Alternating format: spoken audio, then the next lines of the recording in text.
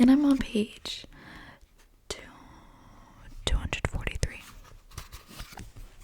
This is my cool, fun, three-dimensional parrot bookmark. That's an interesting sound. I don't know if I like it though.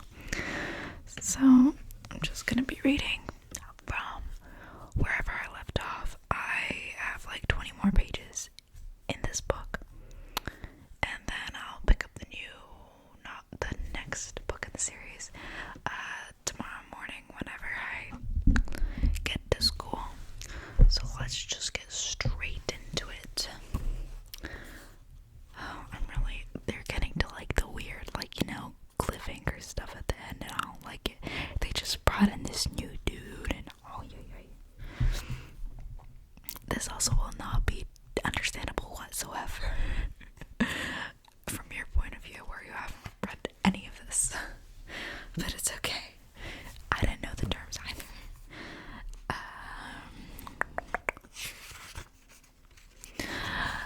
Lawrence was already in the form of the young man with the hawkish nose and imperial attitude she had first seen at the venison piano. Of course you can, he said, scaling the fence easily. Grandfather, she's kind of following his lead. I might do a lot of inaudible whispering to save you from secondhand embarrassment from reading this. Who said you could? He asked as they flew up with the series of zigzagged stairwells to the statue. Their footsteps made hardly any noise on the concrete as they ran. What do you mean? You are like me. Most likely you are like me. I cannot turn into a cloud or a creature either, but I can shift my features like so. Try it. Schuler tried. She closed her eyes and concentrated on changing her features instead of shifting their entire form. Within seconds, she found she had effectively moved in a rich, pumped Argentine pattern, or identification within the country. They reached the top of the mountain and stood underneath the statue. Nobody was there.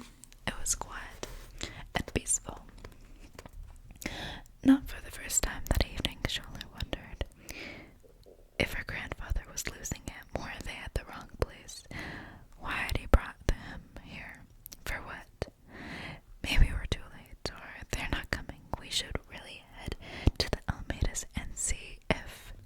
Hush, Lawrence commanded. She shut up.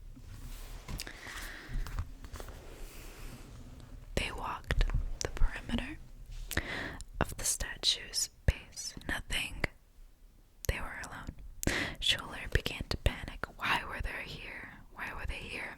When their people were being killed somewhere else, they should go back. This was a big mistake. My nose itches. She walked around the northeast side, convinced Lauren had guessed incorrectly. There was nothing to. Schuler, watch out, Oliver yelled. He had crept up the mountain behind them, unwilling to be left behind.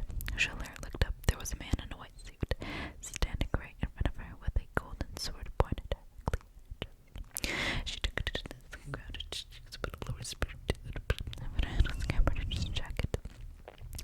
The two swords clashed, one golden and fiery, the other icy and silver, the metals ringing against each other, echoing a sound that carried into the valley below.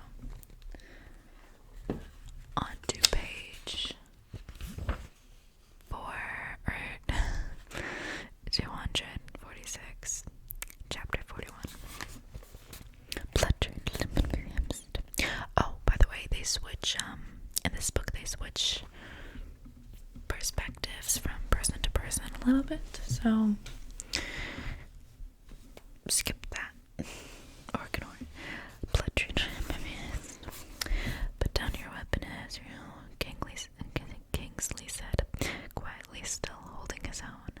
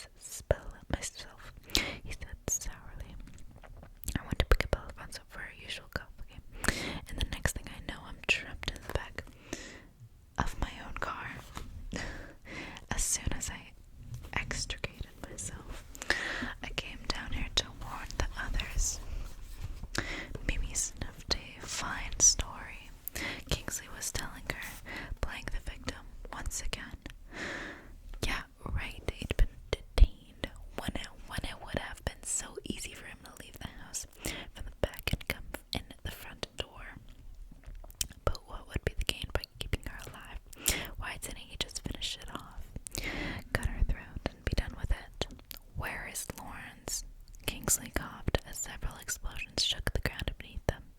I tried sending him a message, but I couldn't find him in the club. He's not here, Mimi said. Noticing that Kingsley had lowered his dagger, she could kill him now while he was unguarded. But what if he was telling the truth? Or was his act just another part of the trap? Before she could make a decision, there was a crash, and Forsyth Llewellyn appeared. He was carrying the limp body of his wife. His clothes were singed, but he sported a deep gash on his forehead, so he had survived as well. Mimi felt a little better. Maybe there were more survivors, but where had the silver bloods gone?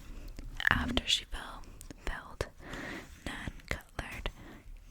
Nan Cutler, the rest of them seemed to have disappeared in the smoke. Everyone else is dead, Mimi said Forsyth. You and I are the only ones left. I saw Edmund fall, Dashiell, Cushing, everyone, the regent. Nan's dead, Forsyth Llewellyn asked, aghast. She was one of them, Mimi told her eyes watering from the smoke. I killed her myself. You? Come on, we've got to get out of here, Kingsley said, suddenly putting the two of them out of the doorway, which crashed to the ground in flames. If Kingsley wanted her dead, he sure wasn't acting like it. Thanks, she said, tucking her sword, again the size of a needle, back into her bag, which she miraculously found she was still holding. Kingsley didn't reply, his face hardening as he looked above his shoulder. Meanwhile, Forsyth Llewellyn looked utterly lost, sitting in the middle of the street with his head in his hands. Mimi turned to where Kingsley was looking. The grand 18th century villa was now a giant black fireball. It was a crematorium. The silver bloods were back, and they were struck deep into the heart of the coven. The Second Great War had begun. Now, usually the chapters aren't this short because it's already been, so it's just been a few pages since the last chapter, but I'm gonna leave the last chapter for myself to read, and I'm gonna leave you guys here today.